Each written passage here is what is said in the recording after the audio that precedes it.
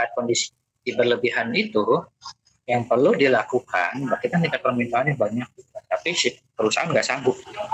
Memang nggak sanggupnya cuma 600, dipaksa gimana pun 600. Itu udah kerja 24 jam juga tetap 600 itu ya, karena kapasitas produksi itu. Ya, ada yang seperti itu. Ya. Nah itu biasanya dilakukan adalah mendatangkan barang yang sejenis yang serupa itu ya, atau yang mirip dengan barang tersebut, atau pemerintah melakukan kebijakan impor barang. Nah, jadi dalam konsep ekonomi, kalau ada satu pertanyaan, kondisi ini bisa nggak berlaku atau terjadi? Ya, bisa terjadi. Ya, dan kondisi itu seolah-olah bisa nggak dilakukan satu fiat gitu ya, seperti minyak. Ternyata pada saat minyak itu dievaluasi gitu kan, ternyata itu permainan. Dan akhirnya dari industrinya mereka akan masuk dalam satu kelompok yang kelompok komunitas pengusaha minyak goreng. Ya, nah, mereka akhirnya punya satu kebijakan ya, dan satu konsep untuk kepentingan kelompoknya mereka gitu ya. Nah, akhirnya bahwa minyak nggak bisa dijual itu dengan alasan bla bla bla seperti itu. Akhirnya pemerintah nggak nerima ya, ini nggak bisa dengan cara seperti itu. Ya udah, akhirnya pemerintah melakukan satu konsep gitu ya, bahwa minyak itu harus berada di kisaran yang dievaluasi adalah 14.000. Akhirnya pemerintah melakukan operasi pasar minyak 14.000 per liter gitu ya, dan setiap KTP setiap hari boleh membeli sebanyak 4 kilo. Dilakukan itu. Nah itu untuk memerangi di mana perusahaan minyak di Indonesia yang pada kejadian kemarin itu dia tidak mau sepakat keinginannya dari pemerintah. Jadi itulah salah satu di mana pemerintah punya peran di pasar ya, bahwa kalau kita tidak memiliki atau mengajukan pemerintah itu ya minyak sampai sekarang masih kisaran seperti harganya bisa 2 atau mungkin 25.000. Nah ini satu contoh. Jadi untuk barang-barang yang sifatnya primer itu memang akan dilakukan satu kajian. Sama halnya itu pun berlaku di negara-negara yang sudah maju. Itu tidak ada yang namanya itu lepas begitu saja, walaupun terlihat bahwa di negara Eropa itu kita berada di pasaran sistem ekonomi kapitalis ya, kita belajar sistem belum belajar. Nah itu kepada sistem persaingan sempurna, tapi dalam realitanya dia tidak saat ada satu produk yang bermasalah dia di pasar dia akan turunkan. Ya. Nah ini pergerakan atau yang disebut dengan apa yang terjadi gitu ya, pergeseran di kurva itu, permintaan dan penawaran gitu ya, yang dia akan bergerak yang kalau menurut yang sesuai itu kan ada tangan-tangan yang tidak terlihat gitu ya, akan bergeser. Ini ada dua ya, sepanjang kurva dan bergesernya kurva gitu ya. Nah, kalau sepanjang kurva kalau dicontohkan di sini ya, jadi misalkan ada harga penurunan telur, maka konsumen menjadi akan lebih kaya gitu ya. Jadi pada saat dia turun ya, dia tetap berada di sepanjang garis perpindahan tersebut ya, jadi seperti tangga naik lagi gitu ya. Tapi dia tidak menggeser kurva tersebut ya, itu berada di dalam titik-titik itu sendiri ya. Nah ini biasanya kepada barang-barang yang memang sifatnya khusus gitu ya, komoditas khusus gitu ya. Kalau di beberapa teori mengatakan itu sisi peternakan atau pertanian yang memang punya ya, kalau satu barang itu ada kadaluarsanya tinggi yang pertama. Terus kedua, memang permintaan dari konsumen itu juga selalu berubah gitu ya, dan perubahannya itu karena memang konsep dari konsumennya itu sendiri, misalkan atau kebutuhan biasanya konsumsi telur satu hari itu satu atau misalnya seminggu sekali, ternyata ada perubahan gitu ya, akhirnya menjadi setiap hari perubahan seperti itu. Nah itu yang menyebabkan akhirnya dia berubah di sepanjang garis seperti ini. Jadi misalkan dia terjadi perubahan dari harga misalkan ini P1 gitu kan, ya ada di sini, terus dia menjadi P2 kan begitu. Dari sini dia akan terjadi tingkat permintaannya naik gitu. Akhirnya di sini mundur lagi kita maju ke sini, nah berarti dikasih yang di tetap dia berada di garis permintaan. Nah, sisi penawaran juga sama, jadi dia bisa berada di sama di garis yang nah, ini. Tapi memang ada beberapa produk yang dia tidak di sini, tidak ada satu garis gitu ya perubahannya, itu yang disebut dengan perubahan shifting. Nah, ini contoh kasus untuk shiftingnya. Sini misalkan konsumen mengkonsumsi telur ayam dalam jumlah yang cukup banyak, ya. So, akhirnya meningkatkan keinginan dari ini apa tuh pada saat kita mau lebaran atau menjelang puasa, nah itu permintaannya banyak, akhirnya menyebabkan bukan lagi hanya harga saja. Nah, kalau yang tadi yang awal itu adalah kecenderungan harganya tetap dengan permintaannya di satu bidang. Nah ini menyebabkan juga harga itu juga naik. Ya, nah ini bisa disebut dengan shifting. Ya, jadi dia membentuk garis kurva yang baru. Ya. Garis kurva yang baru seperti ini. Ya, ini. Karena permintaannya banyak, kecenderungan harganya juga bisa naik gitu ya. Pada harga yang tetap, tapi permintaannya juga berlebihan. Nah, kalau kurva itu dalam kurva penawaran permintaan bergeser ke kanan, itu berarti terjadi kenaikan. Jadi kalau di kanan berarti terjadi kenaikan, tapi kalau bergeser ke kiri dia terjadi penurunan. Akhirnya jumlah kuantitasnya walaupun dia pada kisaran harga yang sama juga, ini juga sama. Jadi pada saat suatu masa itu terjadi misalkan kita hitung di sini kan berarti ini kan terjadi harga yang kenaikan di sini. Jadi dia bergerak sama pada saat di sini ya, ada harga naik jadi kan, dan akhirnya memunculkan satu pertanyaan, apakah keseimbangannya itu berubah? Bisa jadi ya, misalkan kalau di sini kan garis itu garis penawaran, jadi keseimbangannya kan di sini kan ya. Pada saat kalau penawarannya tetap gitu ya, tidak berubah, tapi permintaannya berubah, kan otomatis keseimbangan di sini. Otomatis jumlah P-nya akan naik dan jumlah Q-nya juga. Ya. Tapi kalau misalkan penawaran juga sama-sama naik, otomatis penawaran yang tadinya ada di posisi ini, dia akan geser ke kanan kan.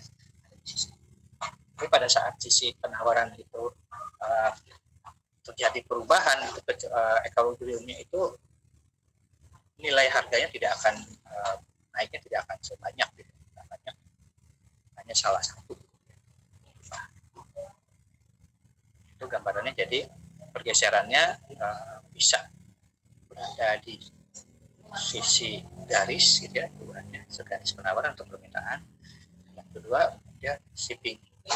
Ya. Nah, ini juga fenomena tersebut di atas dapat terjadi pada kurva penawaran. Jadi kurva penawaran juga bisa aja jumlah berubah. Karena memang terjadi perubahan dari sisi misalkan biaya produksinya. Nah, terus juga memang dari sisi permintaan juga naik juga gitu ya. Akhirnya tadinya dari 600 ya permintaannya itu naik jadi 800, si produsen juga sanggup masuk ke 800, jadi bergeser. Ya. Nah, di sini ada pergeseran, nah, yang digambarkan pergeseran sepanjang kurva penawaran serta perubahan penawaran atau perubahan jumlah barang yang ditawarkan di balik tingkat harga barang dan pergeserannya kurva penawaran. Ya. Nah, setiap pergeseran kurva akan menyebabkan perubahan keseimbangan. Nah, jadi dia akan membentuk keseimbangan yang baru. Salah satu yang bergeser pun akan terbentuk keseimbangan yang baru, baik di sisi penawaran maupun di sisi permintaan. Ya. Nah, di sini ada 3 cara untuk menganalisis perubahan equilibrium tersebut. Ya, keseimbangan pasar itu bisa dianalisa dengan 3 cara. Yang pertama, tentukan dulu kurva penawaran itu seperti apa yang sesungguhnya yang terjadi.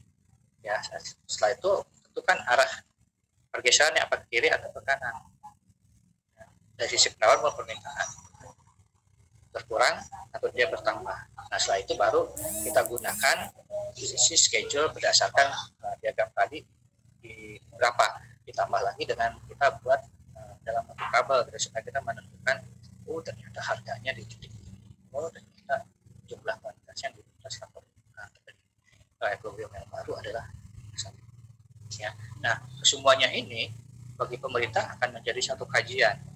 Ya, selama itu masih dalam tahap apa ya namanya itu, kalau dihitung itu ada kategorinya itu normal, dibiarkan ya, normal biarkan. Masih kategori si pasar itu bisa menanggulanginya sendiri, si konsumen itu bisa memahaminya sendiri. Dia akan dikatakan dibiarkan saja, bukan tidak mau dicampur kategori. Oke. Terus Bapak masuk ke elastisitas permintaan dan penawaran. Nah, ini untuk melihat sejauh mana satu permintaan maupun penawaran gitu ya terhadap perubahan harga yang ada. Tapi akhirnya di situ si pemerintah atau kita sebagai konsumen jarang, si perusahaan ya, umumnya perusahaan dan pemerintah itu akan mengambil satu kebijakan atau keputusan di dalam pasar tersebut. Nah, ini nanti akan terlihat gitu ya. Jadi akhirnya akan dilakukan satu pengukuran ya, untuk mengetahui sebetulnya responnya itu seperti apa dari sisi permintaan maupun penawaran yang bisa menyebabkan satu perubahan di sisi harga. Itu disebut dengan koefisien elastisitas. Disebutnya berarti koefisien elastisitas permintaan dan juga koefisien elastisitas penawaran. Nah, rumusan dasarnya ini ya. Nah, ini untuk elastisitas demand-nya, ya, permintaannya adalah presentasi perubahan barang dengan perubahan harga atau delta Q per Q per delta P per P. Ya, jadi kita lihat aja Q-nya perubahannya, kalau dari perubahan itu misalkan dia shipping gitu ya, kenaikan dari kenaikan, ya udah Q-nya awal berapa dan akhirnya berapa, itu kan mencoba kayak itu pun sama. Satu contoh, misalkan jika diketahui P yang pertama yang P-nya 4.000, terus P yang pertamanya itu kenaikan jadi penurunan 3.000 ya. Terus yang diminta pada saat harga 4.000 itu adalah 100 kuintal, tapi pada saat waktu terjadi penurunan konsumen punya daya beli adalah 150 kuintal. Udah Anda lihat aja ya, P-nya kan berarti 3.000 dikurangi 4.000 berarti minus 1.000. Terus Q-nya berarti dari 100 dikurang 50 ya, yang dari 50 dikurang 100 berarti 50. Udah ada masukkan. Nah, rata-rata jumlah yang dimintanya berapa gitu kan, ya udah 150 kan, 100 kurang ya, harganya berapa, 3.000 tambah 4.000 gitu kan, terus bagi dua kan 50 Q-nya ini 50 per 125, yang ini negatif 1.000 berarti dari terus ketemulah ini adalah negatif 1,4. Nah, yang kalau secara matematika ini benar, tapi ada tanda ini. Apa nih? Harga mutlak berarti yang dilihat koefisiennya adalah 1,4. Jadi bukan negatif 1,4. Ekonomi dilihatnya 1,4. Koefisien elastisitas. Harga mutlaknya di 1,4. Nah, negatif itu disebut istilah itu adalah arah. Arahnya apa? Kalau negatif berarti kan dia terjadi berarti balik gitu kan. Kalau terjadi perubahan harga naik turun ya, kan mengakibatkan jumlah barang pun naik turun sama. Kalau harganya naik berarti Q-nya adalah turun karena negatif.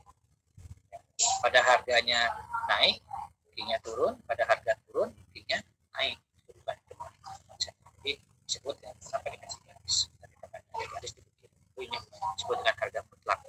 Ya, karena dalam ekonomi kebanyakan yang dilihat itu tadi nilai, makanya di awal menjelaskan ilmu matematika ekonomi. Ya, Anda menjawab tulisan satu ditambah satu bukan 2. Ya, kalau di ekonomi Anda boleh menjawab 3 selama asumsi. Nah, sama seperti ini. Ya, koefisien itu di sini dilihatnya adalah tadi ada negatif hanya menunjukkan arah hubungan. Ya, arah hubungan. Kalau di matematika benar. Kalau menjawab 1,4 salah. Ya, biasa permintaan ada sebesar 1, nah, ini contoh lagi. Ini, ya. Nah, dengan contoh ini nanti Anda coba gitu ya, nanti bisa diisi di sini. Tapi berarti harga awalnya 70, harga barunya ada 50, berarti kan negatif nih. Negatif 20. Rata-ratanya berapa? Udah ada tambah dulu.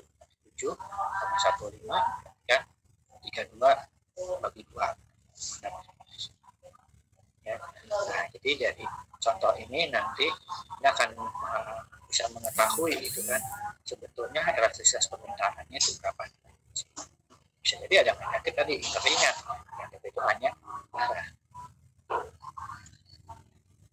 Ya, nanti bisa dicoba ya di rumah. Anda silakan ya, contoh seperti tadi ya, mudah ya, harus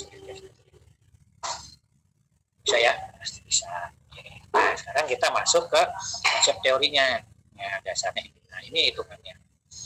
Jadi kenapa koefisien itu harga mutlak? Kalau dia lebih kecil dari 1, maka disebut dengan inelastis. Lebih besar dari 1 ada elastis. Hanya bedanya kalau lihat inelastis, berarti seluruhnya ya, itu lebih cenderung ya bisa lebih kecil. Ternyata kalau yang ditarik itu dia melengkung dengan mengarah ke titik origin. Kalau dia sama dengan 1, inelastis tapi sempurna, dia ternyata vertikal. Tapi kalau elastis yang sempurna disebut dengan kalau ED-nya itu maka dia horizontal. Nah, jadi dari sini akhirnya kita bisa tahu posisinya. Kalau tadi berarti di atas 1,4 itu berarti 1, di atas 1,4 itu berarti di atas 1 gitu ya. Nah, berarti dia elastis. Oke, bisa paham ya? Nah, nanti Anda cobain. Coba isi di sini ya. Terus masuk kategorinya mana ya. Nah, terus faktor-faktor yang mempengaruhi dari elastisitas permintaan itu apa saja? Banyaknya barang pengganti, misalnya presentasi pendapatan itu jangka waktu analisisnya juga sama. Ini juga di ekonomi sangat mempengaruhi. Makanya banyak di dalam satu penelitian bidang soshum ya, atau ekonomi ya, atau humaniora itu berlaku pada saat kejadian kita menganalisis. Setelah itu udah selesai, itu tidak akan lagi menjadi satu konsep. Hasilnya itu tidak bisa lagi dipergunakan, cuman hanya sebagai satu informasi saja. Nah, itu yang membedakan. Ya. Nah, tinggal di situ yang kita ambil apa dari hasil penelitiannya tersebut dalam jangka waktu yang terjadi. Ternyata barang-barang cenderung misalkan elastis. Kemarin dia elastis, hari ini belum tentu. Terus kita lakukan lagi. Ya.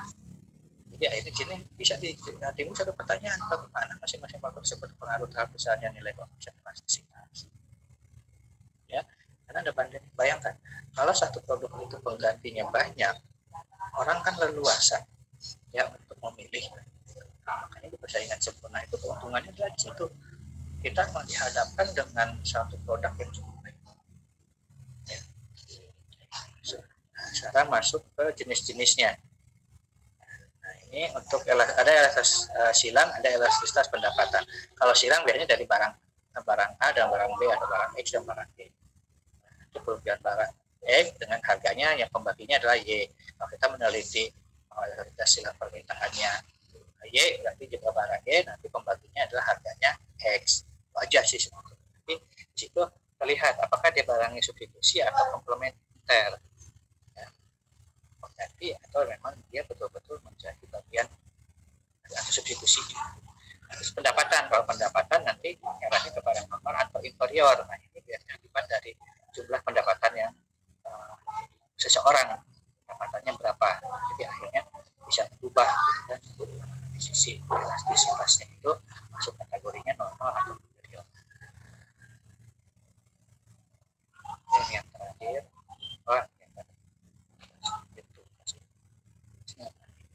terdapat 4 kemungkinan berupa permintaan, kiri, kanan, penawaran juga kiri dan kanan. Pergeseran permintaan ke kanan menyebabkan keadaan ekuilibrium bergerak dari titik A ke titik B.